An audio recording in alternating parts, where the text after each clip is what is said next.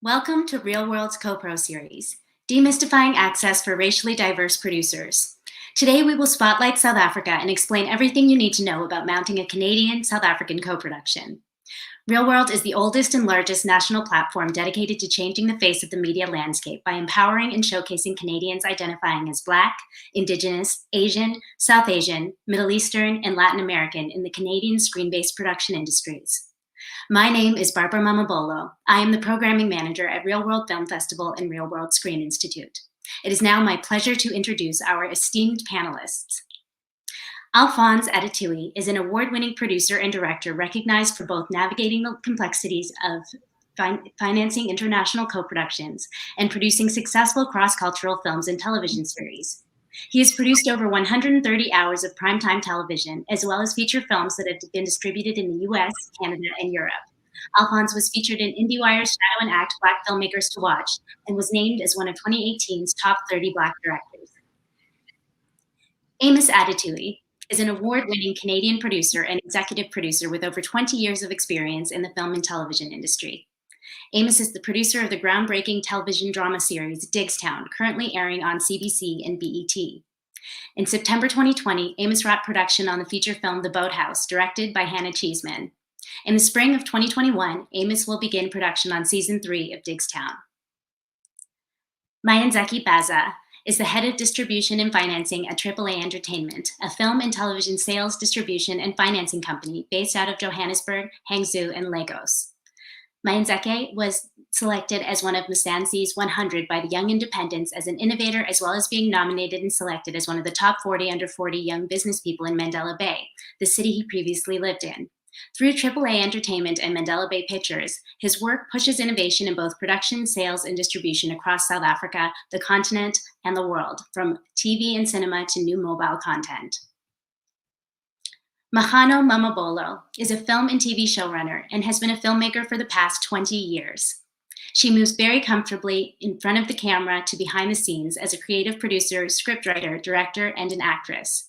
She has just wrapped the 150-episode drama series Lithapo that she creative produced for Quizzical Pictures after the resounding success of her comedy debut in the multi-award-winning film Zulu Wedding, and now Diamond City on Netflix. Johnny Muteba founded the Pan-African Chamber of Commerce in 2015. He has over 15 years of work experience in media, entertainment, entrepreneurship, trade, social impact, and human rights. He is a global thought leader with a proven track record to lead multicultural teams and deliver outstanding results, and has an in-depth understanding of business networking, negotiations, relationships, and project management. Johnny offers a broad range of professional services for artists, corporations, universities, and governments. The Pan-African Chamber of Commerce is currently active in more than 45 countries in Africa and is also in the United States and Europe.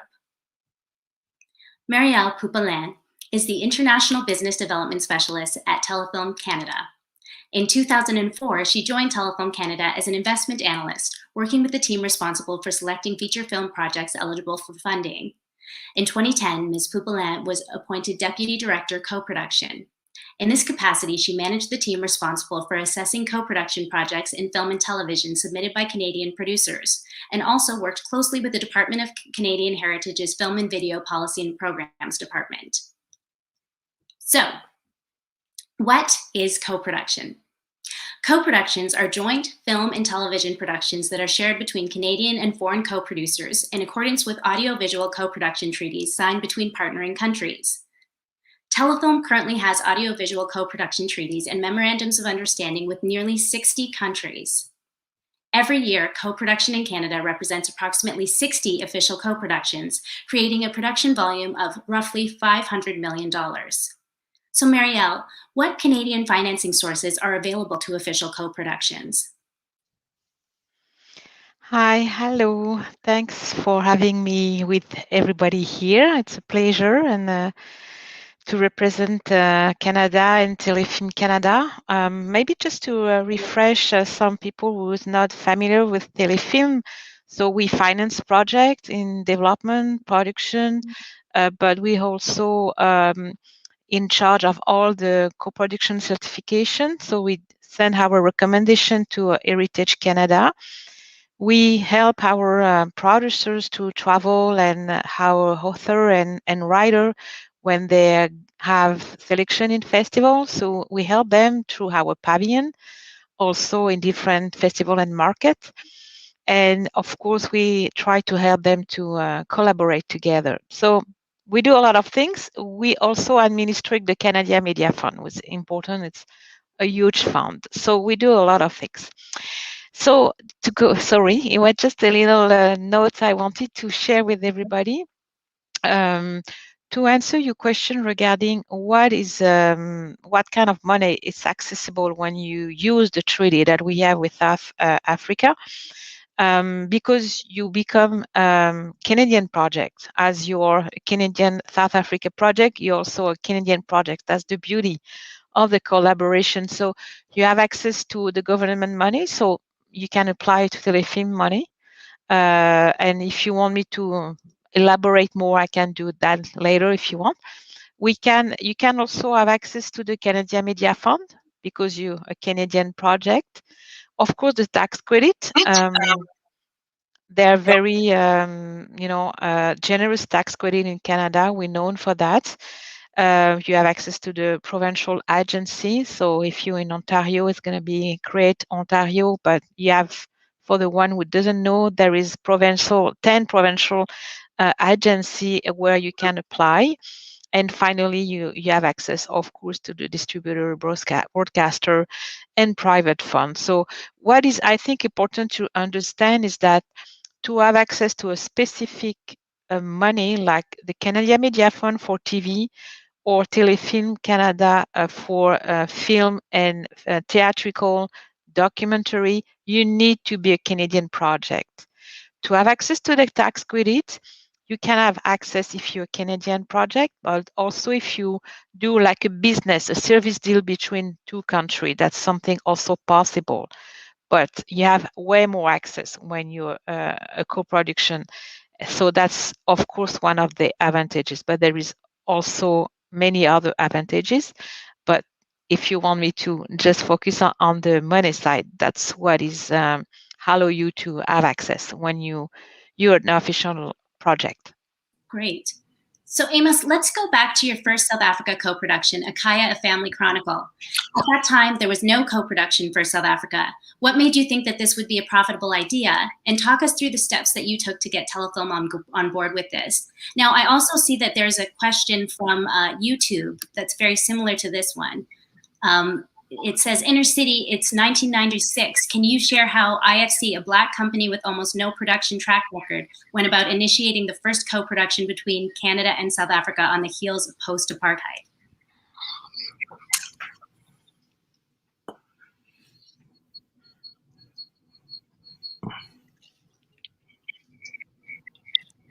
I can't hear Amos right now. I think you're muted.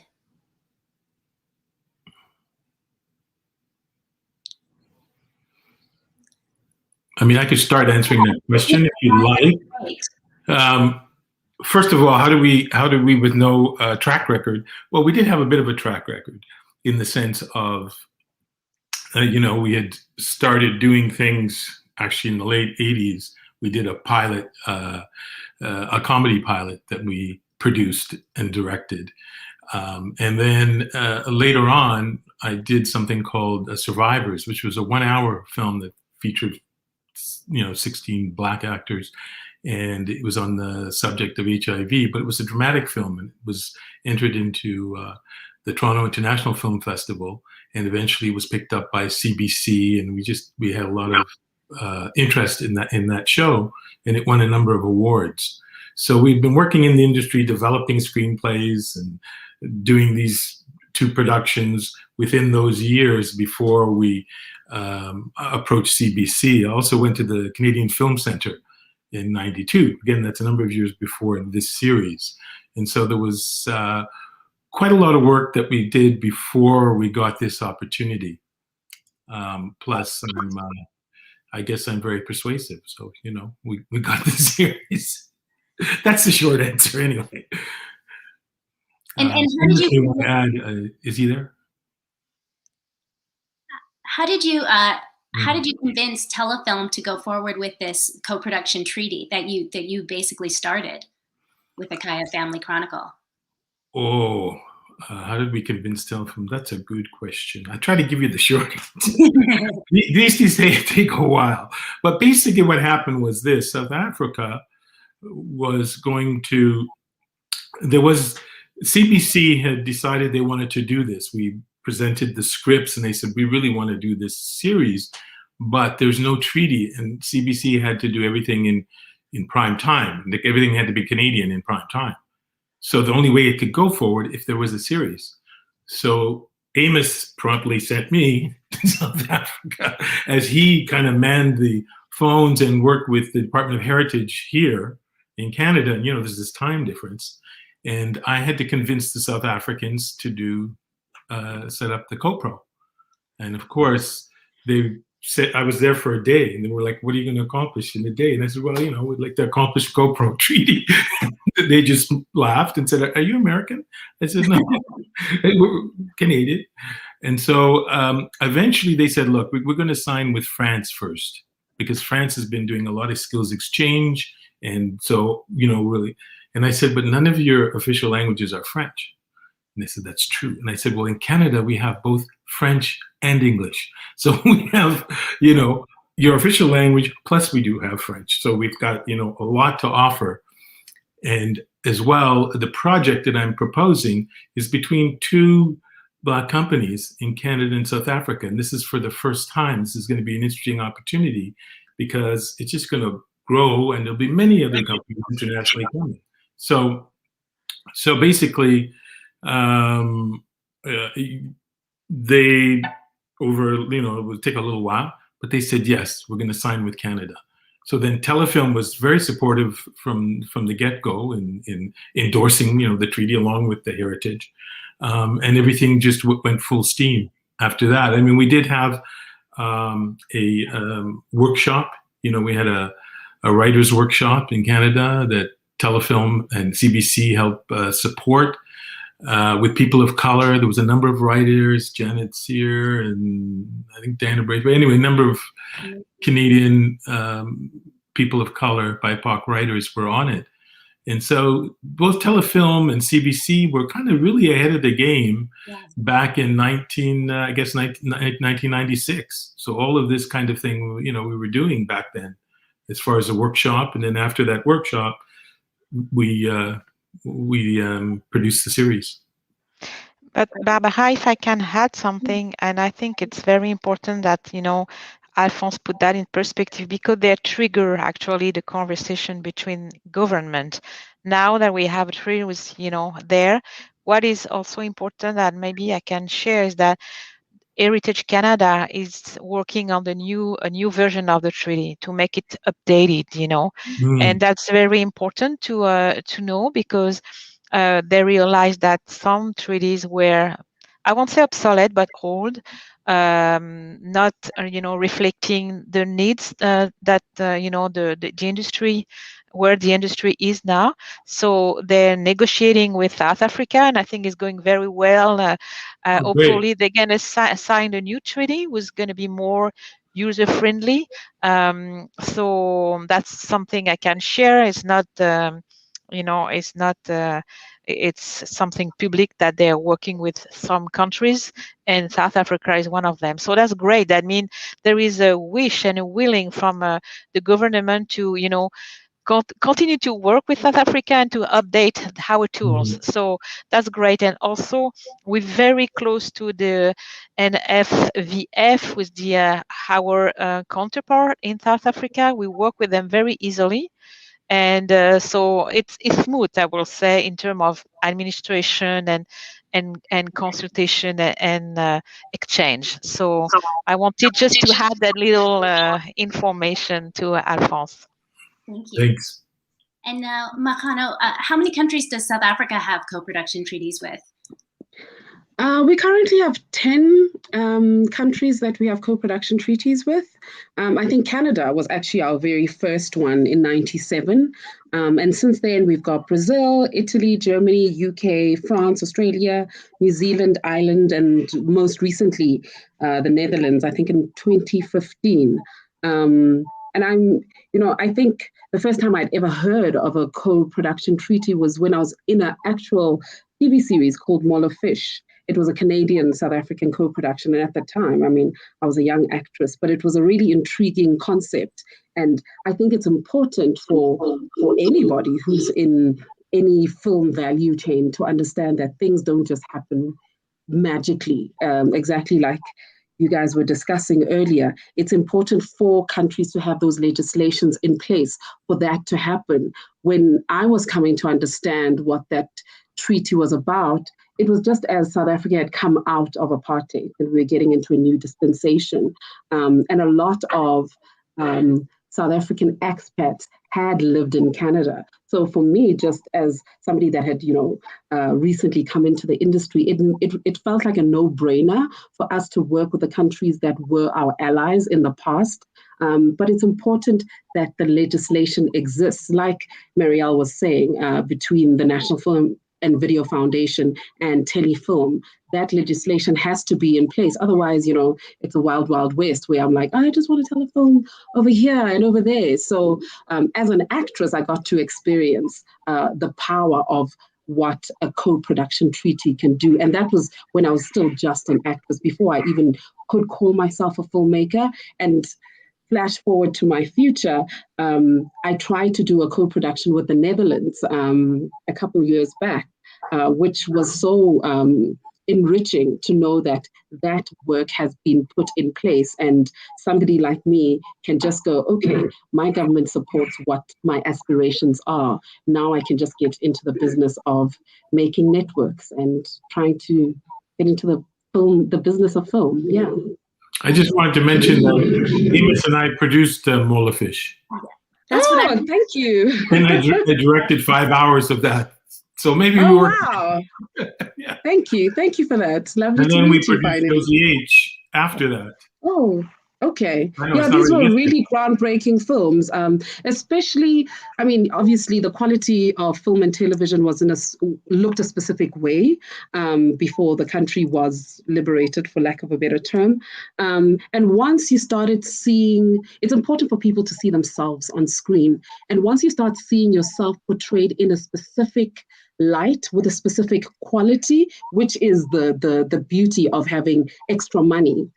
That's the joy of a co-production treaty. You're not just using your local country's money, you're using money, the aid of another country, and that obviously expands the quality of what you're doing. So seeing stuff like Josie H, it was a hospital drama. Mall of Fish was obviously very linked with our political past. It's really affirming for anyone to watch themselves in that light. So thank you. Thanks for that. Yeah. Mayenzeke, has Canada ever approached about doing an official co-production? Just maybe just to repeat the question, I think I missed. Yes, I'm wondering if your company has ever been approached by anyone from Canada about doing an official co-production. Yeah, I think, I've always shied away from co-productions, to be honest, because I think for me, the very nature of co-productions was really created from white perspective. So South Africa is more like it's a majority Black country, right? And all the countries we've had co-production with were what's called our previous colonies, or people who really necessarily had no interest in Black people. So I'm really excited to hear. I know of Mall of Fish as well as Josie H. And I know of Alfons because I know of his other movie that he did with Marielle. And the issue for me, where they've never kind of worked, because we have these cultural clashes, right? Almost every co-production treaty, except, from what Alfonso said, is that was always driven by a white man trying to co-produce with his brother in another country. So, and which always been a difficult thing, because, it's a cultural or cross-cultural barriers that we've had to cross. And it's never been an easy thing. You know, a co-production is like a marriage, and it's really, really not an easy thing to do. I'd rather do an unofficial co-production with people, which that's what I've done. I mean, I do a lot of unofficial co-production with North America because just African Americans seems to really relate to the stories that we create as Black South Africans. And so we've had, you know, instances where people have approached us for co-productions. We haven't really yet to do one just because it's complicated. We are working on a couple of possible co-production with Canada, purely because I think Canada is an easy country to co-produce with because there's not too many restrictions and they're much more friendly and much more, I mean, I think Canadians by nature are much more friendly people and much more understanding people. And I think that's where we're looking into co-production. Almost every other country, to be honest, really difficult. I mean, try to co-produce with the Netherlands, where I have to tell them about the history, and it becomes very, very difficult, you know, because there's certain cultural things we can't necessarily agree on, same as, you know, the UK. So almost every, I mean, we've got, as I think as Mamabolo, we've got about 10, and none of them, I don't think they work, just from my perspective. You know, the Germans mostly co-produced with the German people in South Africa, or what's called white people. So just from a, I'm just bringing that perspective that it's not necessarily an easy thing to do, to co-produce with all these countries, just because of the history and the background and the fact that just there's no Black people in Germany that I can co-produce with, you know, so it just makes it even very difficult, right? So I think those are the difficulties. So right. So can I add to what Mayenzeke saying? Yes. There? Please. Sorry, I disconnected myself.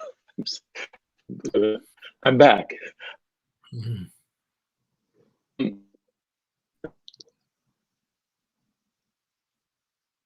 think we lost him there. Oh. Yeah. We're still having connection issues there. I wonder if I can ask you, Mayenzeke, based on what you were saying about these cultural differences, here in Canada, there are a lot of Black and Indigenous and people of color that want to make more work with South Africans. What are the best ways that you think that racialized producers from Canada can find other racialized producers in South Africa? I think Amos is back. Do you Okay. want to before I'll you try disappear again? Yeah. You sound I right was just saying, to echo what you were saying about the challenges. I mean, when we did Molofish, and it was called a Kaya here in Canada, we faced that colonial kind of mentality when we were was actually heading right into the ground. Pastures and the powers that be forced this producer onto the production who would sign the producer of other big productions in South Africa, a white producer, and he was signing checks and letting the thing crash and burn. So we, together with our South African co-producer, said, we're taking this guy off the project. We don't care that you said he has to be on because he's the legitimate producer. We kicked him off because clearly he was writing the thing, he was sabotaging the show. So so that's one side of it. And then you have to find your partners very carefully in this co-production world. With Josie H, the medical drama, the other challenge we faced there, that although it was nominated for Best Series as a Gemini, this language thing, when we tried to sell it to the US, I mean, it's a beautiful production, shot in 35 mil, but it's a language thing. And it was like, oh, the accents. I totally agree that, it makes co-production so challenging, but I'm encouraged by, the interest in BIPOC production, particularly here in Canada. There's a raising interest in the US. And I think it's going to be more and more prevalent that, these stories will be told and they'll be accepted throughout North America and the European market. So I think I'm hopeful. Back in the day, Alfons and I were like, that was something else, the amount of literally prejudice we faced. And so I'm encouraged that market, and people want to hear these stories more and more. So hopefully we get to chat at some point and perhaps talk about co-production. Yeah, I remember sitting. Oh, sorry. I remember listening to a panel discussion with Mfundi Vundla this side, talking about just the logistics around Josie H, and feeling very disheartened in that conversation that he was having about the difficulties between having the difficulties around getting into a co-production, and his main gripe around it was, as great as the what do you call it? I used this word just now. The legislature is around making sure that these co-productions happen. The line item that go towards making these co-productions happen are just so bleeding to any budget. Especially between the rand dollar exchange and in this case the Canadian dollar exchange, it takes so much out of your budget that you start losing what you could be putting in front of the screen. And it really had me think twice. This was just as I was getting into producing, and it almost put me off. I was like, well, is this something worth it? Maybe I should just stay as an actress. But it was such an insightful thing to learn that if you're going to do this and have bigger dreams, and it's important not to keep that glass ceiling above your head, just be mindful of it. You can't just be, blanketly putting a budget together thinking this is a South African budget. We have to be mindful of the fact that we're no longer just playing in your local field, and, people need to be accommodated elsewhere.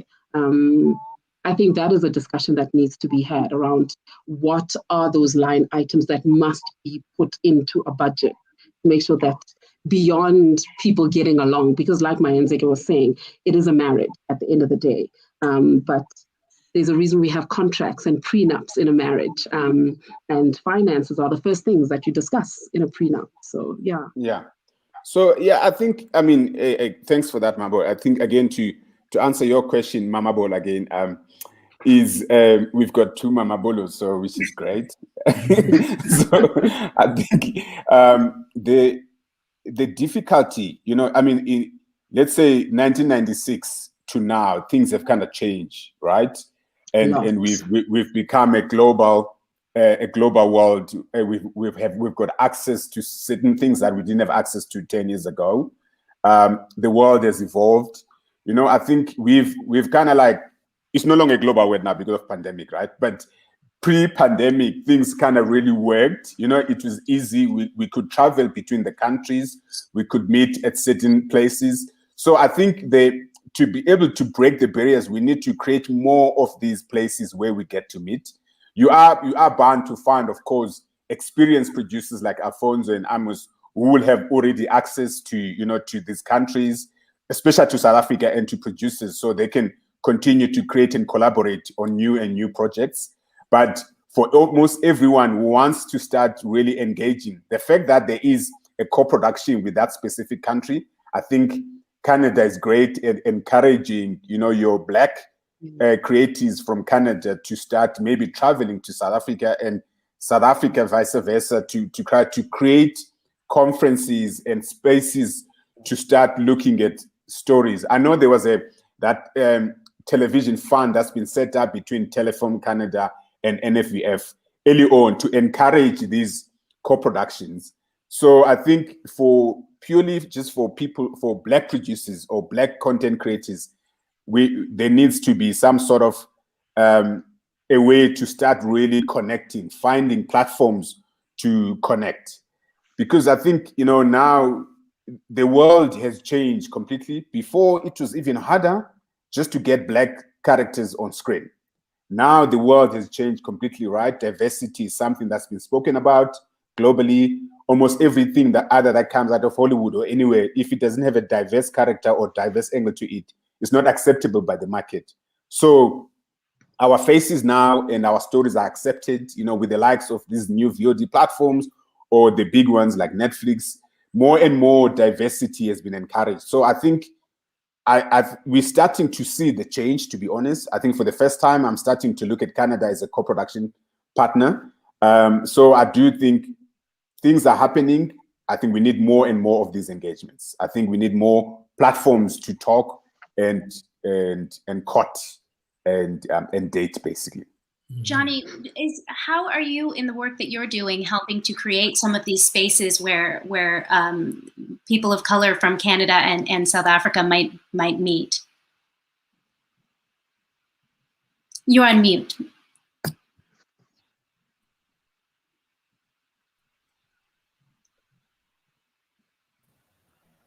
Okay, thank you so much for hosting this exciting platform for us to engage. From the Pan-African Chamber of Commerce perspective, we see Africa as one, and this Africa with 6 regions. So when we look at the African diaspora, people in the Americas, people in Europe, they are part and parcel of this African agenda that we're actually promoting. The way we are creating this spaces, primarily as a Chamber of Commerce, is through the private sector. So working with the private sector as an organization supporting SMEs to trade at the continental level and also internationally now, we are using now the vehicle of commerce as a tool for the development of the creative sector. I'm a filmmaker myself, I'm a producer as well, based in South Africa. I've been here for 20 years, originally from the DRC. I realized that it's only when we are able to create these spaces. So I know we're talking about South Africa and Canada co-production. When the Prime Minister of the Netherlands was here in 2015, these conversations actually that led to the establishment of the treaty between South Africa and the Netherlands was developed at the trade mission that was hosted here.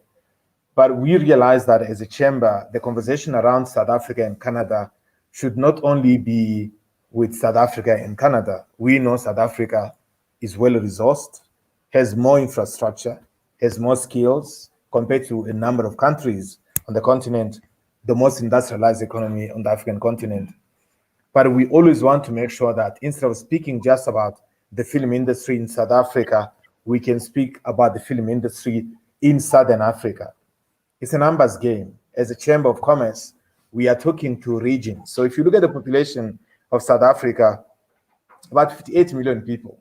But if you have to bring countries around South Africa in this conversation, which is what the Chamber has always been advocating for, South Africa has opportunities. It sits at BRICS, the only African nation there. It sits at G20, the only African nation there. So South Africa also tends to misrepresent Africa in a number of issues. We've basically been fighting with a lot of policymakers here. So we want to make sure that just looking at the countries surrounding South Africa, we can develop a regional film industry for Southern Africa. The numbers here will reach about 260 million people. That is almost the population of the US. It is going to become easy basically because of the cultural affinity. South Africa here, Afrikaans is spoken in Namibia. Sotho is spoken in South Africa, it is spoken in Lesotho. And Ndebele is spoken in South Africa, it's spoken in Zimbabwe. Shangaan is spoken in South Africa, it's spoken in Mozambique. Portuguese is spoken in South Africa, by the way, it's spoken in Mozambique and of course in Angola. So, and there's a lot of people from across the continent. In the conversation we had with the Canadian Media Producers Association last month, I was also speaking about working with Nigerians. That was a conversation around, Canada and South Africa and Nigeria. And I said, you don't have to go to Nigeria to bring Nigerians in the conversation here. I have seen television shows in South Africa misrepresenting Nigerians, a South African faking a Nigerian accent. I know how a Nigerian sounds. I know how a Congolese sounds. I know how a South African sounds. So imagine now, you have a person who's a South African faking a Nigerian accent instead of just having a Nigerian in. These are the conversations the Pan-African Chamber of Commerce is promoting. I know we've been talking a lot about country to country at a policy level, which is great, but we want to make sure that we strengthen the partnership between business, government, and industry. So we are bringing the industry to this conversation, and of course also bringing business to this party. We've got companies like MTN. Mayenzeke was talking about some of these co-productions that are not working.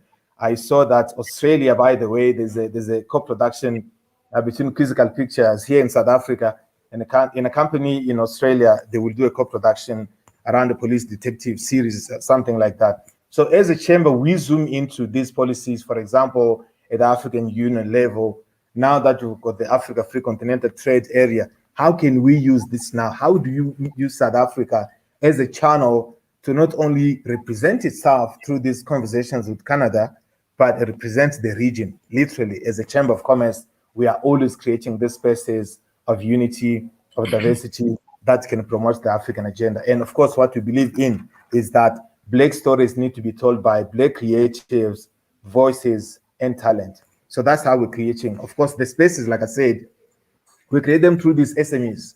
We create them through the partnerships. We have actually established the private sector. In the case of South Africa, the government has always been the one funding films. But the biggest challenge basically is that the private sector in South Africa has not really come to the party, especially around film. They do support other festivals, like the National Arts Festival, Standard Bank, FNB, they fund the art fair here in Johannesburg. But we now need to get them to be very much involved in the funding of films in South Africa, or films from South Africa now, collaborating with producers in Canada, in the US, Australia, and all over that. So those spaces, as a chamber, we are creating intentionally through what we call the African Agenda for Culture.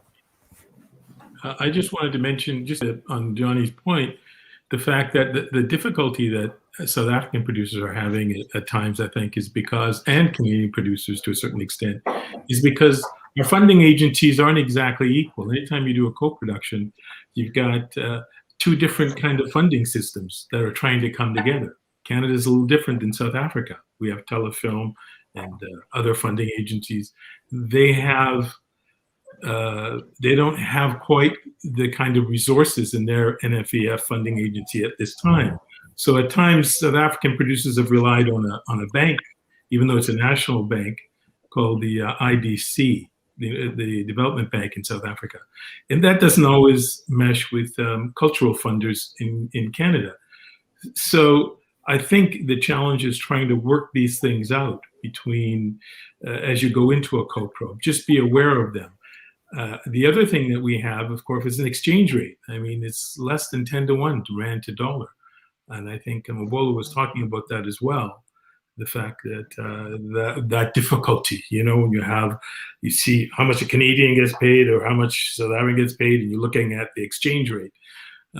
So those can pose some problems, but I think they can be, you know, you can deal with those if you come together earlier and have a discussion on all those points, and they can all be figured out, and you can have an equitable, you know, co-production. The other thing I wanted to mention was the fact that as far as financing, there's going to be other financing coming out of Africa for this kind of production. There are banks seriously looking at it. What was it called? PricewaterhouseCoopers did a study, and they found out that the entertainment industry and media industry will be growing GNP faster than the average GNP of the world. So that sector of business will be growing the fastest. And where that sector will be growing the fastest will be in Africa and India, specifically in India, South Africa, and Nigeria. They highlighted those. And they said, you know, in other words, there's going to be hundreds of millions of dollars that will be spent on these things, and they're going to be invested by North Americans to entertain Indians, Africans, you know, the world. So they're trying to say, why don't we spend this money? Because we're going to be one of the biggest consumers of media in the next few years. So right now, there's African banks setting up to be able to lend money to African filmmakers to allow them to create this diverse programming throughout Africa, but also throughout Europe and the world. So this is just happening actually now. They're not even set up yet, but they are getting setting up very quickly. So this whole thing is going to change in a big way very soon, because they predict that the average age in a few years of population of Africa is going to be 19. And they also predict that in 20 to 25 years, the most populous continent in the world will be Africa. There's going to be a shift from other places to Africa, and it has the youngest population. So, I mean, that's looking far ahead. I don't, as producers, I try Alfons, Yeah, I think. Alfons, I mean, if I could add to your point, financing on the African side, it's interesting that just here on the Canadian side, Michelle may add to this as well.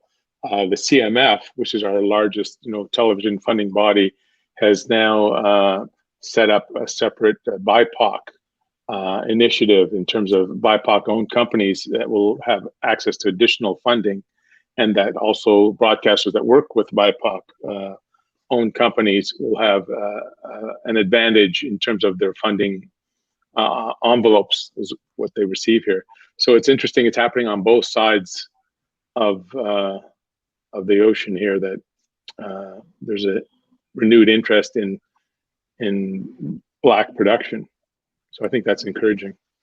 Yeah, I mean, it's quite interesting what you're saying, Alfonso, because just I work with a lot of private equity, right, and banks, and the challenge has always been, we have a very small market, distribution, right? From the South African perspective, we have a very, very, very small market to be able to prove the return on investment. So hence, I guess some of these official or unofficial co-productions could be able to help as risk mitigators. Now, the advantage is what has happened over the time is the likes of Netflix or Amazon or HBO coming into Africa as a continent and to start looking into operating and creating content and getting content from African creators. So that has kind of created an appetite from the private sector investment or called private banks. But the challenge, again, as a Black producer or as a Black creative, which is the discussion I'm having with the banks all the time, is collateral. Now, when they loan you money, they have to know that if your distribution doesn't work, you have enough collateral to be able for them to recoup their investment. And I know that, we don't even have a library or to be able to put that as collateral. We don't even have investments or anything to put that against a white producer who sometimes can put in their bond or whatever, their house, as collateral. So I think these are the challenges that we're working with. I do know that these banks are starting to become innovative. Government is trying to put a guarantee against these banks to allow the creative sector to be able to borrow from these private banks. So I think it's an interesting conversation that you bring up, that there are those banks. So yeah, they're dealing with. It's good that you bring up that issue, because they're dealing with that right now, because established producers are able to put those different collaterals together, and the advisors from across Africa are saying our filmmakers cannot put that kind of collateral. So why not, similar to what Telefilm does, allow the collateral to be your film? Yeah, hence Alfonso, the film as you sell it before, so they can get paid back. So it becomes a collateral. They become equity investors and not just loan people. So they're dealing with that now in a big way, because they had them set up in the collateral, and then the advisors. Let's go back to Telefilm for a second. Sure. We have a question down here. Are there opportunities open for new producers, or is it established production companies only? Oh no, sorry.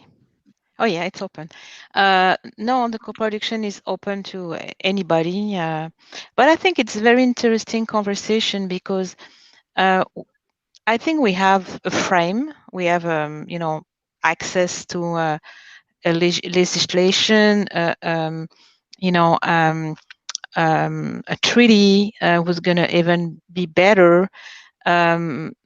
I think there is different step. We have, for sure, we need access to more money or easier access. I think there is a difference between the established producers, even if it's already complicated for them, even if they're established, and the emergent producer.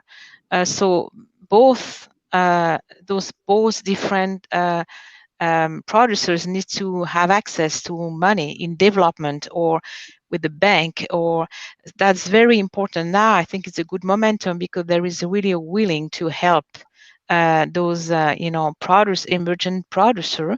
So I think that's something. there is a lot of education to do. I think a lot of people doesn't know what they can have access to, and I think it's an issue. There is program for them. There is a platform that they could go, but a lot of people are not aware about it. And I'm very happy, for example, to be here and to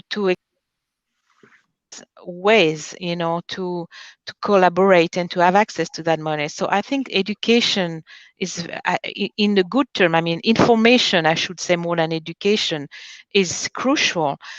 And having, as Mayenzeke, sorry, that you say, I think it's very important. I mean, there is platform, sharing platform, how to find a producer who fits you, your value, your content, your budget level. You have to understand each other. And at least since 80, 90, whatever, I mean, now we have, those ways to communicate and to have access to each other way easier. And you can see that in big festival now. You have the African Pavilion in Cannes, in Berlin. There is many ways that people can meet each other and find people who want to work together, but on the same level. It's not like experimenting white producer who find a white producer in South Africa because they have more settled company. I think now there is, it's still complicated, but at least you have a bigger range, I will say, of communication stream. And I think it's important. So I want to mention that. And as Johnny was mentioning also, I'm glad that also some, the trade commissioner can work together because when you have a point, like you do a co-production with South Africa, if they can after facilitate, access to other region or community, or make it easier, more organic. And that's very important because Africa is complex, it's a diversity. So it's good to have those facilitator, to be organized. And I think that's in a very good way that you do that. So it's complicated, but I think there is solution and it's getting better. But you need to take time and really, really find a good producer who want to share your cultural value and your stories. We call we call it like natural co-production. I think, yes, there is natural co-production in terms of content, but there is also, more technical co-production. It's a start. You can just do post-production to start with and see if it fits your partnership. And after that, work on development, on content to also talk to each other, so it's step by step, and you have to adjust, I will say, how you want to work with each other. I'm so glad you said that, Marielle, because I think very often people feel excluded from the conversation, just as, their default mode. And as a result, people end up just naturally going with, I'm assuming if you are an international producer trying to do work with a South African producer, just to mitigate risk, you end up just going with the top 5 service companies who have done this over and over again. But what I've realized with that is it's purely because people aren't doing their homework. What I'm grateful for COVID in 2020 is it really made the world much smaller. So we are forced, we no longer have the luxury of going to Cannes and Toronto and going to all these festivals, which were extremely expensive and a wonderful luxury. Like every time I've gone to a film festival, I'm always reminded how lucky I am to have access to these executives. But what 2020 has done for all of us is force us to, do your research yourself. And I mean, just being on IMDb, you can access all these people if you just do your homework. And going back to what this discussion is about filmmakers of color getting together and making those connections with each other. Things like Clubhouse I've experienced, in my experience of just getting on Clubhouse and just connecting with other filmmakers who are like, oh, I don't know where to go. I don't know where to start. it starts with those little conversations. But very often in the conversations I've had with international filmmakers, they're like, oh, well, I was just going to go with, just a reputable service company in South Africa. And I'm like, well, what does reputable mean? It just means somebody who has the tenacity to fill in the forms. But those forms are readily available on all the websites like NFEF, ETI, the IBC. Sometimes I feel like we fail to do the research and we are intimidated to fill in the forms. And honestly speaking, it is that simple. The rest is going the journey. At the end of the day, we are discussing film. Film is about story. Is the script correct? That's nothing a bank can fix. It's about doing the work and coming back to being a producer. I feel like we shouldn't be intimidated. I agree. by the work. Yeah. I'd like to add something that I wanted to share, because in terms of finding each other, there is like some activities that we partner, and I really want to share that with people who listen, because you have networking where South African are there. For example, EAVE or JETS. Okay, you have that on your screen. It's a partnership with, you see those countries, and South Africa is there since 2 years with us. And it's very interesting because it's for more, I will say, emergent or, producers who has like maybe one film. It's all budget level, and it's during Berlin. It's not part of EFM. It's on the side of EFM, and we did it like online this year. And it's very interesting because people can have access, first of all, to that kind of networking, but they have access to very interesting international distributor and sales agent who give feedbacks. So they hear everybody's pitch, they pitch their project, and they meet each other. And I'm so glad that South Africa joined the partnerships 2 years ago, because we didn't have much of, English language, and it's very interesting a workshop, and I don't think a lot of people knows about it.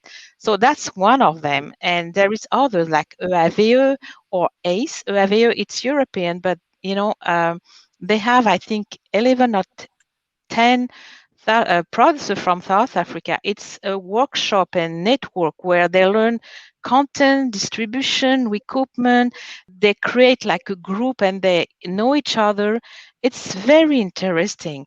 And so you should dig, and it's selective. They don't, they have a certain amount of people you have to be engaged of in that training, but it's very interesting training. ACE also, they have, it's the same thing, more experimented producer, but it's there.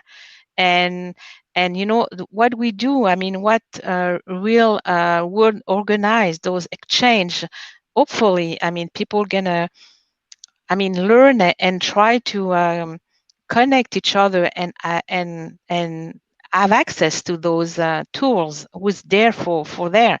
So I really want to try to share what we have, what we know, where we partner with, to hope that people are gonna go there and be part of the conversation, really. So I really wanted to make sure that you have access to those information before it's too late. So I kind of cut the sorry, Barbara, but I wanted to make sure that everybody knew about those. Thank you.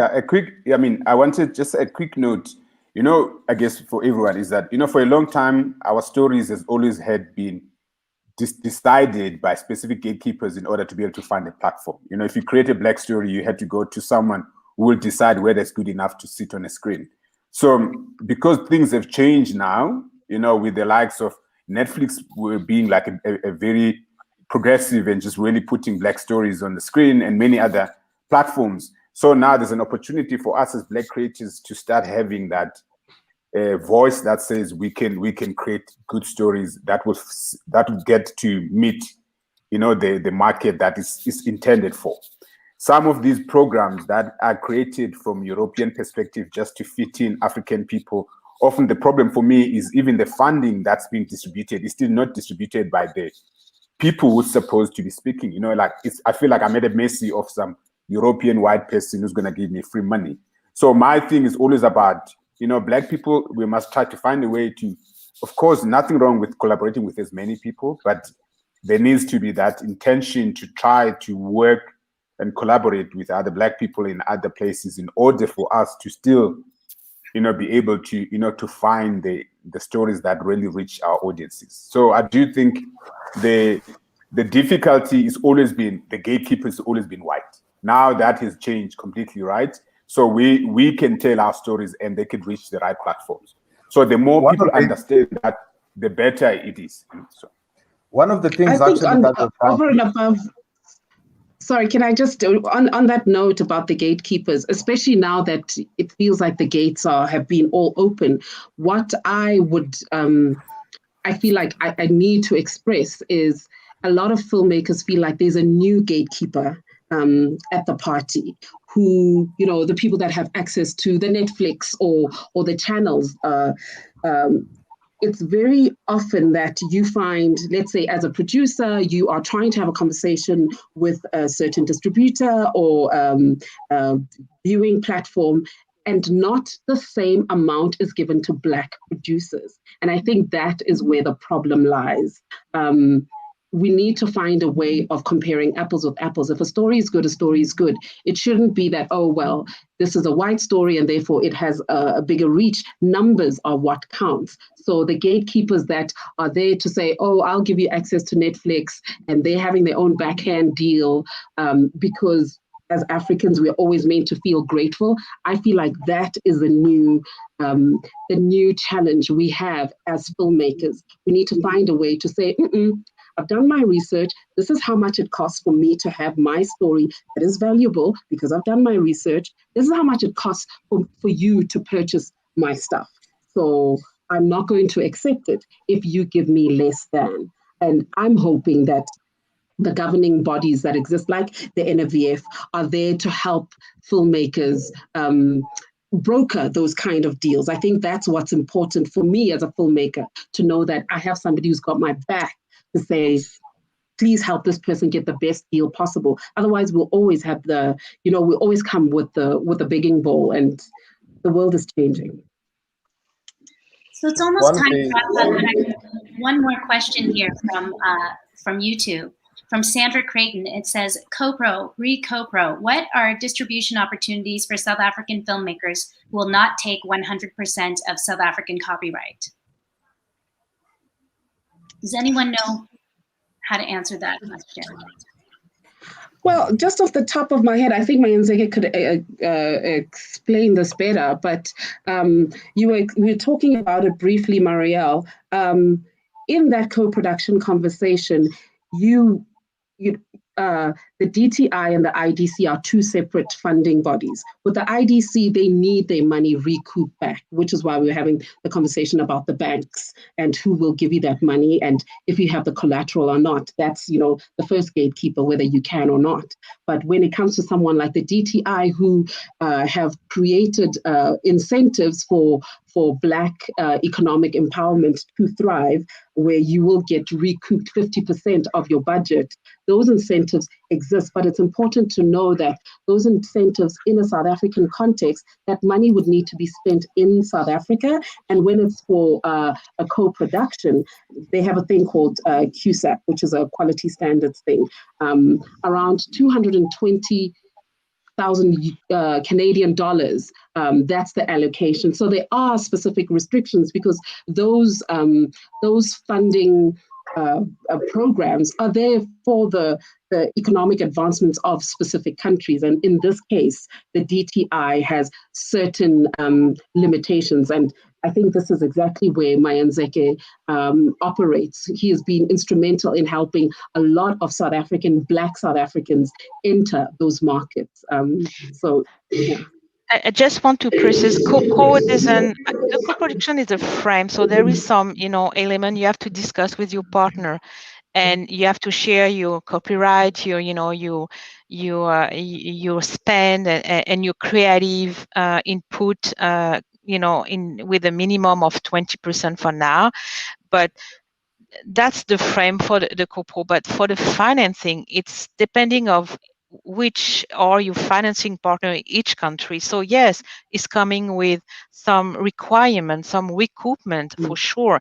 And I think, to come back to what I said before, it's important that the producers know how to negotiate. It's very important because they have to have the right tool and to defend their interest and to their IP and try to find partner to help them to put together their project. So I think that it's part of the package. It's complicated to do business, I have to say, and to be a producer. Co-production is complicated in a way because you have to deal with more people, but it gives you access to additional money and additional market. So that's something interesting to consider. And when you aim to do a co-production. But I just wanted to clarify what the frame of the co-pro and what are the frame of the financing on each country. The spend requirement, depending on if it's a regional fund, the recoupment, if it's the Telefilm money or the CMF money, etc., etc. It's like two different negotiation, I will say. But you need to know both. You need to know the both frame because, of course, it's part of it. I just wanted to add, I think some of the problem in the past have been that the South African producers or co-producers don't always own the copyright. They don't always own all of the copyright. Matter of fact, SABC used to keep a lot of the copyright, and there was a big fight so they could have some portion of the copyright as they deal with us. In Canada, the producer always remains all of the copyright. So that was an unbalanced situation. But I think, if I understand, it's being kind of cleared up, and the South African producer can now maintain his copyright 100% and then deal with us. And then we just split the co-pro, whether it's 50-50 or 80-20 or whatever that ends up being. But earlier, it was a problem. We could barely co-produce with South African producers because they couldn't retain the copyright. The broadcaster would own the copyright. It would be almost That's still the case, Alfons. With the SABC, they still are retaining the copyright, but luckily, like BET, their new strategy is going into relationships with companies that have sourced their own funding and they don't retain that kind of copyright. So that's why I keep saying I'm so grateful for 2020, because people are able to see where the value is. Is it really important for a broadcaster to own the copyright? None of us know why they need to. And those are those, It's an odd because we've always owned our copyright, So when we're negotiating, we have partners, and they keep saying, "Well, yeah, we're your partners, but SABC owns the copyright," and we're like, "Well, that means that our people want to negotiate with SABC." So we fought to give them some of the copyright, right? You were involved in that, in helping the South African producer retain some copyright. So we kind of insisted that they have to retain some, and they did, but not all of it, which is traditionally where the broadcasters was paying the overall amount of money, they tend, it's not necessarily unique to SABC. All broadcasters in South Africa are the same, right? Private or public, and still the same. If they commission and give you 100% of the money, they tend to retain that. And I know the new Copyright Act laws are trying to fight all that. And they same again, there are opportunities now for co-productions where you are co-producing with the broadcaster. You take less money, but then you can co-produce and make things work. Then you can retain, what your copyright. So I think it all comes down to distribution and financing, to be honest. For a long time, we tend to want to get money from one person, and that necessary, like if I'm an investor and I'm giving you 100% of my money, and I tend to enforce specific rules, and if there's no legislation in place like Copyright Act that allows me to negotiate, then I can bully you, and that's been like the traditional way the broadcasters have been working. As much as you have all these incentives that's supposed to empower you, but still didn't really assist in terms of, because the Copyright Act didn't really specifically have all those things in place. Same thing, you mentioned something about we've only got probably one bank in South Africa that will not take collateral, which is like the IDC. But of course, people have always complained that its money is expensive. And I can understand why it's expensive, because they don't take collateral. If you went to any other normal traditional bank with collateral, you won't even be able to get into the door. So I think it's about how, as content creators, structure the financing, at the same time be able to create the right stories. So it's all a balancing act. I mean, even with the new players like Netflix or anyone else, they tend to want to go towards the traditional way of doing broadcasting in South Africa, but you have to be able to negotiate, the right price. Now these days we're able to negotiate for the price, and the problem again is, I think content creators forget that distribution is the major part of any negotiation that you do. Is where is your thing gonna land, and what is the value for it? And distribution gives you that. And people think that is the last thing to look at. And I do know, some of the regulation, within the Canadian co-production, you have access to distribution, and you can bring in some broadcasters in place. And that's an exercise, that's like an education for. Yeah, no, Canadian producers do a lot of banking. They bank a lot of paper. We get money from different places, and we put all of this financing together. So in that sense, I guess Canadian producers are very sophisticated in the way they put money together. From Telefilm or tax credits, broadcasters, because they have to put all these pieces together, because the broadcaster gives you a license and says, okay, this is it, because we're licensing it. We don't own it. So go and find the rest of the 70% or 60% of the money. And Telefilm gives you some up to a point. It says, so we you only must have find the rest. seconds left. And I work. But I wanted to ask Amos one more question, and that is, where do you see the future of co-production with South Africa? Amos. Oh, Amos, me. Yes. Where do I see the future of co-production with South Africa?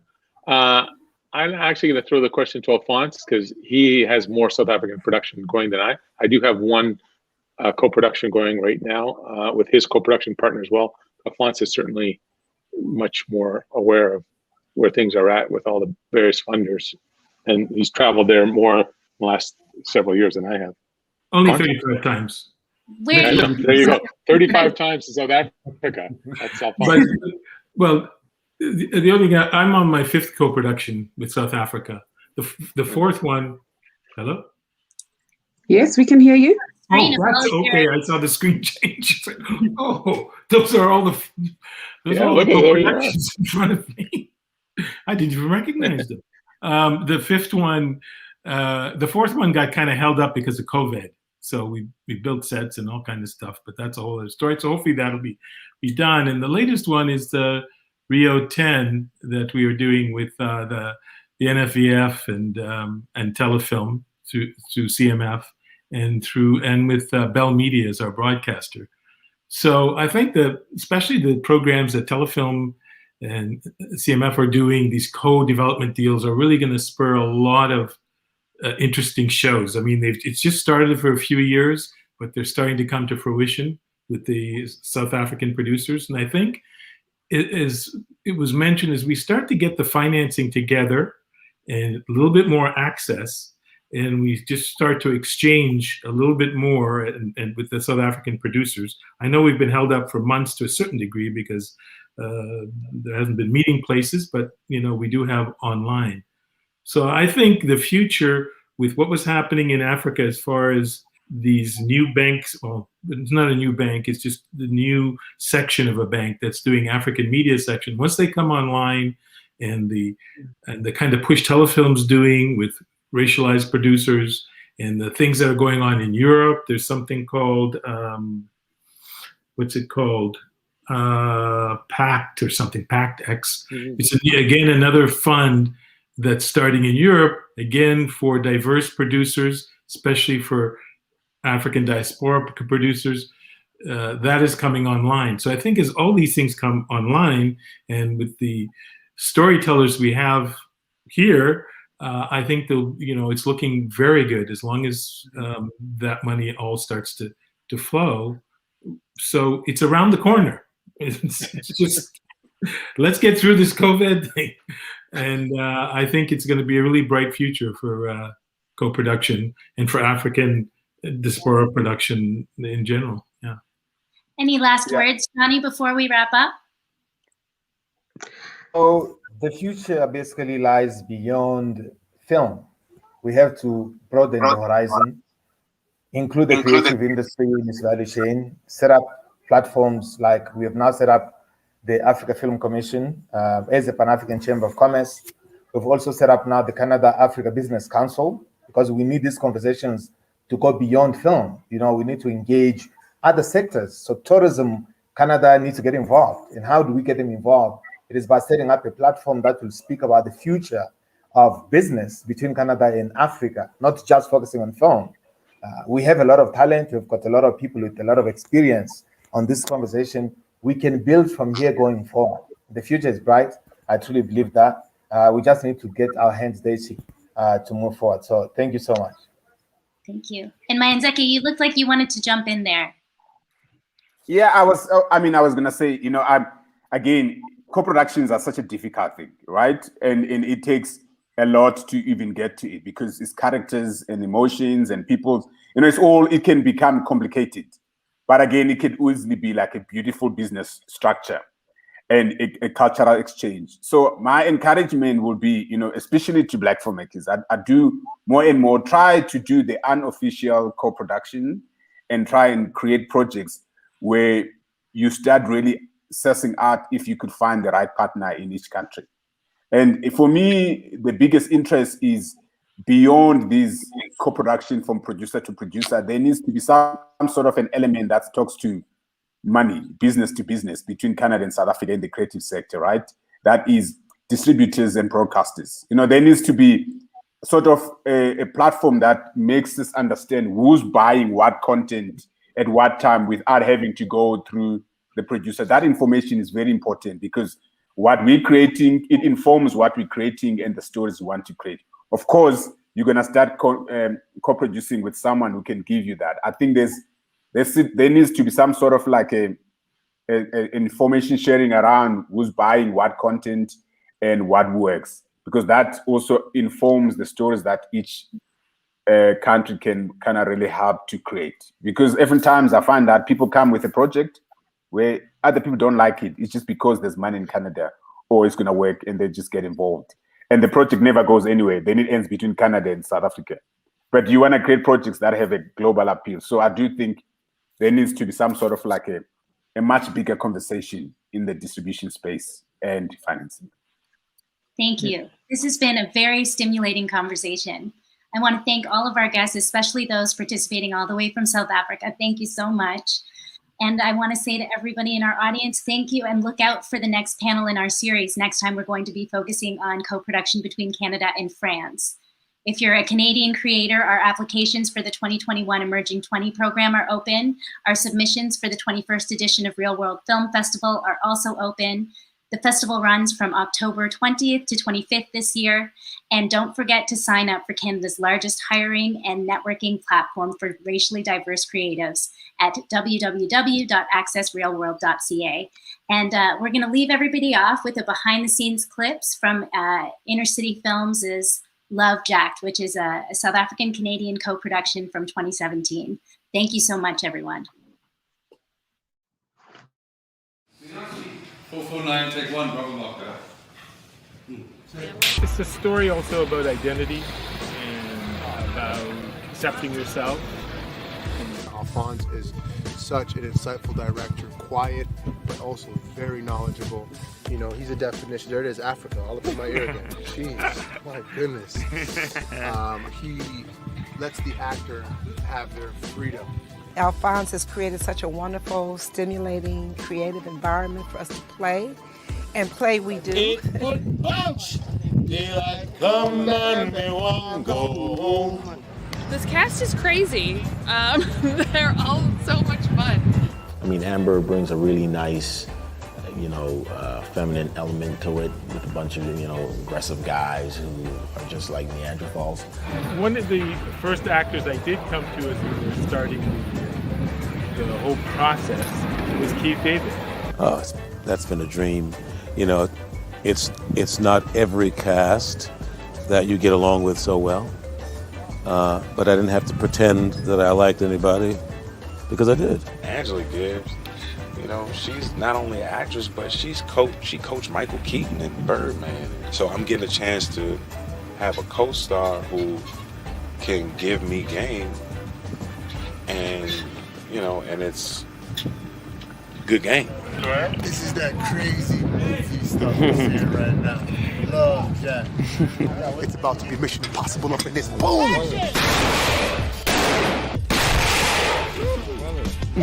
Let's go, come, we're going on set.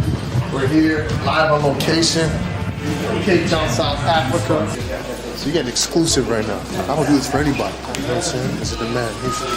I'm gonna go act. I'll be back.